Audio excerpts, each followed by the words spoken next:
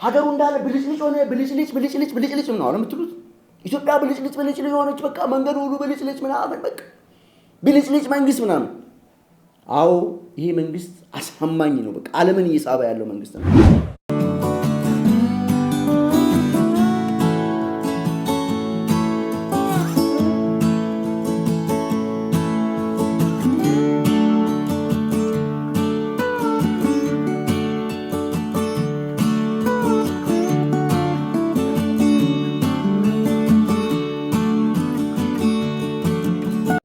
አሁንም ማለት ነው ወደድክም ጠላ አብይ አህመድ ጀግና ነው አብይ ነው ትክክለኛው ሰዓት ላይ መጥቶ ስለ ወደብ ስለ ቀይ ባህር ያነሳው እናንተ ማትችሉትን ነገር ሁሉ አብይ አህመድ አሳክቶታል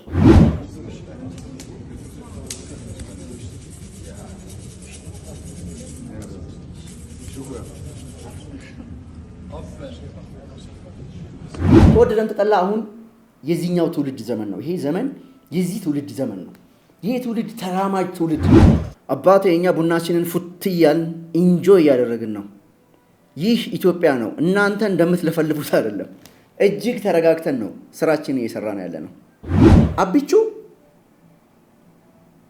የራሱን አሻራ እያሳረፈ ነው አሁን ላይ የራሱን አሻራ አብቹ ማለት የብልጽግና ፓርቲ ማለት ነው የብልጽግና ፓርቲ ጀግኖች አሻራቸውን እያሳረፉ ነው እዚህ ሀገር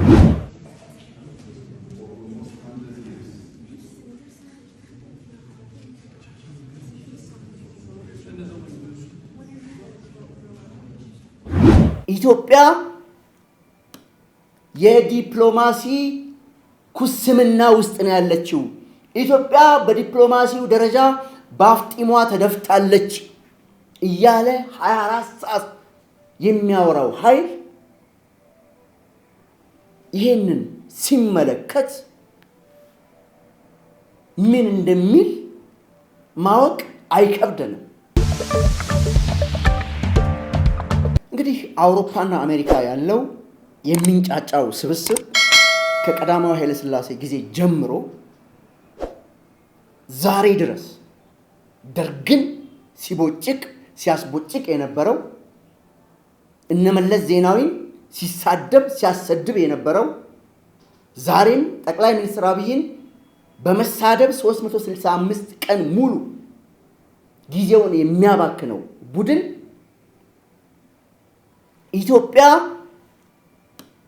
የዲፕሎማሲ ኩስምና ውስጥ ነው ያለችው ኢትዮጵያ በዲፕሎማሲው ደረጃ ባፍጢሟ ተደፍታለች እያለ 24 ሰዓት የሚያወራው ኃይል ይሄንን ሲመለከት ምን እንደሚል ማወቅ አይከብደንም የኢትዮጵያ የዲፕሎማሲ ከፍታ ዘመን ተጀምሯል ወደድክም ጠላ አብይ አህመድ የሚባል ጀግና ኢትዮጵያዊ መሪ ኢትዮጵያን በከፍታ ማስኬዱን ቀጥሏል መሬት ላይ ያለው ሀቅ ይሄ ነው የኢትዮጵያ ዲፕሎማሲ ወድቋል ተንኩታክቷል ጋሽቧል ደቋል ላሽቋል ባፍጢሙ ተደፍቷል ነው የሚሉት አውሮፓና አሜሪካ ያሉት እድሜያቸው 70 80 90 100 ያንዳንዶቹም 120 ዓመት ደርሷል ከዛራ ይዘው እየየ ከተማ ጸዳ እየየ ሆስፒታል ተሰራ እየየ መንገድ ተሰራ እየየ ስለ ወደብ ጥያቄ ሲነሳ እየየ እናንተ አትችሉትም እናንተ ማትችሉትን ነገር ሁሉ አብይ አህመድ አሳክቶታል እናንተ በቀን በባትሪ ተጨምሮ ተሰጥቷችሁ ማለት ነው በቀን ባውዛ ተለቆ የማትሄዱበትን መንገድ አብይ አህመድ አሊ የሚባል ጀግና ኢትዮጵያዊ በጨለማ በሾሎቆ በተራራ ጥቅጥቅ ባለ ደን በገረጋንቲ ጨለማ ውስጥ አብይ አህመድ መሻገር ችሎ አሳይቷል እናንተ እኮ በቀን ፀሐይ ባለበት ቀን ባትሪ ተጨማሪ ተሰጥቷችሁ የማትጓዙትን መንገድ አብቹ በሸለቆ ውስጥ በባህር እጅግ አስቸጋሪ በሆነ ጉዞ አብቹ ተሻግሯል። በቃ መሬት ላይ ያለው ሀቅ ይሄ ነው። የናንተ የሁሉ ጊዜ ጫጫታ ዲፕሎማሲ ኩስምና ኮሰመነ ዲፕሎማሲዋ እናንተ በምትኖሩበት ሀገር ማለት ነው።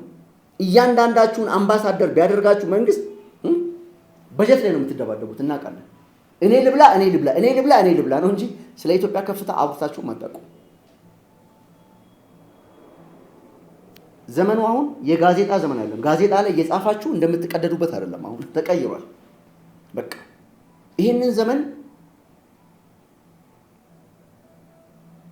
የሚኖረው ይሄ ትውልድ ነው። ይሄ ትውልድ ደግሞ ከዘመኑ ጋር አብሮ መሄድ ነው። በቃ በነገራችን ላይ አብቹ የራሱን አሻራ እያሳረፈ ነው። አሁን ላይ የራሱን አሻራ አብቹ ማለት የብልጽግና ፓርቲ ማለት ነው። የብልጽግና ፓርቲ ጀግኖች አሻራቸውን እያሳረፉ ነው እዚች ሀገር ላይ። የእናንተ አሻራ ደግሞ ምንድነው? አሻሮና እንኩሮ። ስለ አሻሮ ስለ እንኩሮ ነው የምትችሉት። በቃ ሌላ ነገር የምትችሉት ነገር የለም። በቃ ይሄን አረጋግጡ።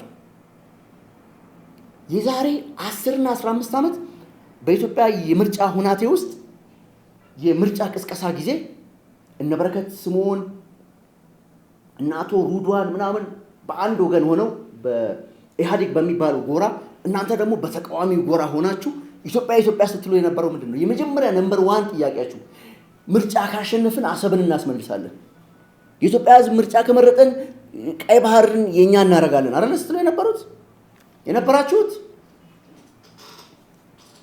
አሁን ላይ አብይ አህመድ የሚባል እሳት የላሰ ጀግና ልጅ መጥቶ ዓለም ይወቅ፣ ዓለም ሁሉ ይስማ፣ ከዛሬ ጀምሮ ቀይ ባህር ኢትዮጵያን ይበይናል ያለ ቀን ደነገጣችሁ፣ ተደናባበራችሁ።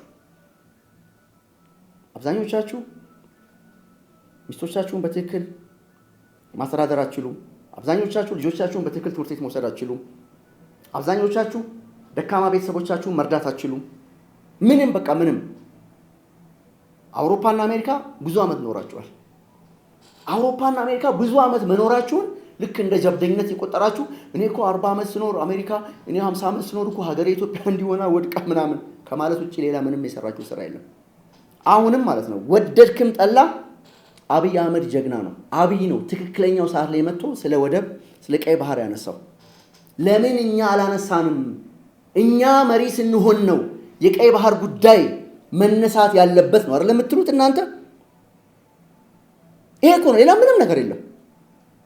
አሁን ያለውን ሁኔታ የምትጠሉት፣ የምትነቅፉት፣ የማትወዱት ሀገሩ እንዳለ ብልጭልጭ ሆነ ብልጭልጭ ነው አይደል የምትሉት?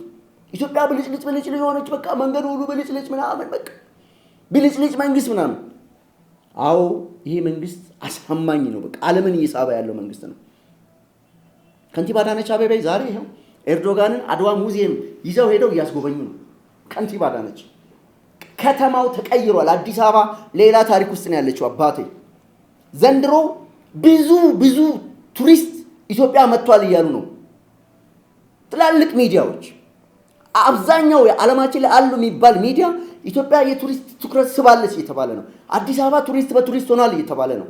ብቻ ሳይሆን መሬት ላይ ያለው ሀቅ ይሄ ነው። ስራ የተሰራ ነው። ከንቲባዋ አልተኙም እንቅልፍ፣ ስራቸውን የሰሩ ነው። በቃ ይሄው እያየክ ነው። እናንተ ግን እድሜ ልክ ቁጭ ብላችሁ አሜሪካ ነገር በሶሻል ሴኩሪቲ የምትኖሩ በፉድ ስታምፕ የምትኖሩ ሰዎች አሁን ያለውን ሁኔታ ጠቅላይ ሚኒስትር አብይን እነ ከንቲባ አዳነችን እነ ምክትል ጠቅላይ ሚኒስትር ተመስገን ጥሩነህን ስትተቹ ግን እንዴት ነው አሜሪካን ሀገር መኖር ለዚህ አይነት ትችት ብቻ ነው የሚያቀርበው ወይስ የሚያኖራችሁ? ምስጋና የሚባል ነገር ሲጀመር የላችሁ። ቀዳማዊ ኃይለ ሥላሴን እኮ ስትሳደቡ ነበር። ንጉሱ እንቁላል እያበሉ ያሳደጋችሁ እሳቸው ናቸው አይደል? እንቁላል የሚያበሏችሁ የነበረው ማርና ወተት እያበሉ በየዶርም እየገቡ የሚጎበኟችሁን ንጉስ ሰድባችሁ አሰድባችሁ ለሌላ ተንኮል ሴራ አሳልፋችሁ ሰጣችኋል። ዛሬ እንዴት እና አብቹ ልታመሰግኑ ትችላላችሁ? ምክንያቱም ብታመሰግኑ ነበር የሚደንቀን። ስለዚህ ተወደደን ተጠላ አሁን የዚህኛው ትውልድ ዘመን ነው። ይሄ ዘመን የዚህ ትውልድ ዘመን ነው። ይሄ ትውልድ ተራማጅ ትውልድ ነው። ተራማጅ ነው። በቃ የሀገሩ ሁኔታ የሚያንገበግበው ትውልድ ነው አሁን የተፈጠረው። በቃ እናንተ ስትመጡ የሚጠየቅ የወደብ ጉዳይ የለም። በቃ ትውልዱ ጀምሮታል። የወደቡን ጉዳይ ይሄ ትውልድ ጠይቋል እና አብቹ ያስፈጽማሉ። እርግጠኛ ሆኜ እነግራችኋለሁ። አብይ አህመድ አሊ የሚባል ጀግና ኢትዮጵያዊ ነው የዚህን የኢትዮጵያ የቀይ ባህርን ጉዳይ የሚያስፈጽመው። በቃ ሌላ ምንም የሚቀየር ታሪክ የለም። ተጀምሯል። ስለዚህ እናንተ ዲፕሎማሲ ውሸት። ሰው ለሀገሩ አሜሪካን ሀገር 40 ዓመት እኔ አሜሪካን ሀገር 40 ዓመት ብኖር አሜሪካን ሀገር 30 ዓመት ብኖር እኔ አሜሪካን ሀገር 50 ዓመት ብኖር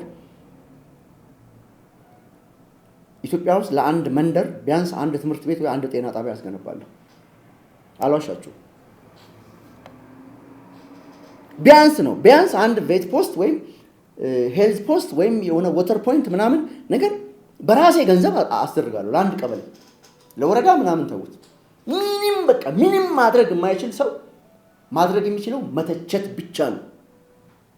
በቃ ስለዚህ እናንተ በቀን የማታሳኩትን ነገር አብይ አህመድ በጨለማ ውስጥ ልም ባለ ጥቅጥቅ ጨለማ ውስጥ ሁሉን ነገር አሳክቷል። ይሄው ብርሃን ነው። አሁን በኢትዮጵያውያን ተስፋ የኢትዮጵያውያን የነገ መልካም ህይወት እየታየ ነው። በቃ ጠላት ሁሉ እያየው ነው። በቃ የኢትዮጵያን ከፍታ የት እንደምንደርስ አይተዋል የኢትዮጵያ ይሄ ተላላኪዎች ሁሉ።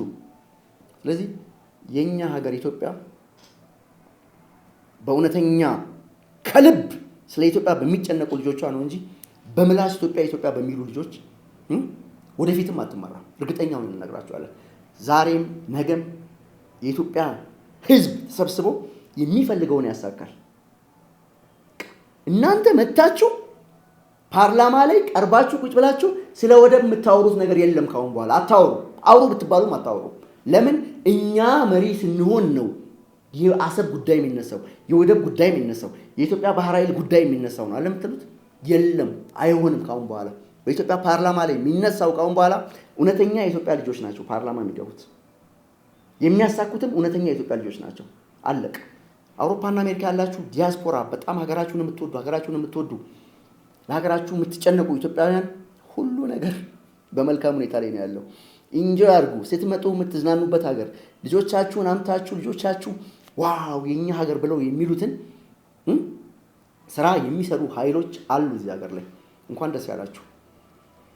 ተሰናበትኳችሁ። በላይ መንገሻ ነኝ ከአዲስ አበባ ኢትዮጵያ። የኢትዮጵያ ድምፅን መወዳጀት ከፈለጋችሁ ሰብስክራይብ ብታደርጉ ደስ ይለኛል። የለም ሰብስክራይብ አናደርግ የምትሉ ከሆነም መብታችሁ ነው። ማንም ሰው ማንንም ሊያስገድድ አይችልም። ሁሉ ነገር በመልካም ሁኔታ ላይ ይገኛል። እግዚአብሔር ኢትዮጵያን ይባርክ።